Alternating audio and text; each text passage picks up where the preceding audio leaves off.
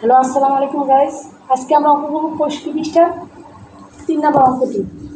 জনাব শম্পার মাসিক বেতন ৭৫০০ টাকা। প্রতি মাসে তার খরচ হয় ৭২৫০ টাকা। তিনি এক বছরে কত টাকা জমাতে পারবেন? তো আমরা লিখি 3 নম্বর, মাসিক বেতন ৭৫০০ টাকা। এবার আমরা কী বলছিলাম? তার খরচ হয়, তাহলে হলো খরচ হয় ৭২৫০ টাকা।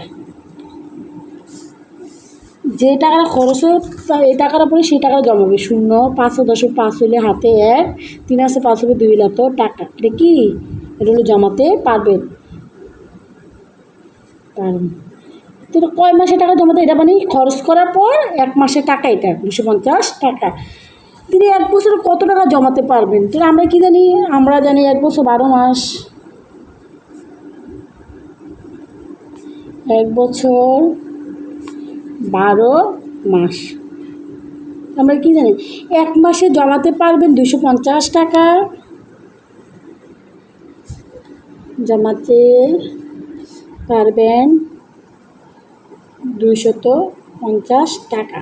আমরা কয় মাসে টাকাটা পাবো? 12 মাসে। তাহলে 12 মাস বেশি হবে। তোমরা জানি বেশি হলে কী হয়? গুণ হয়।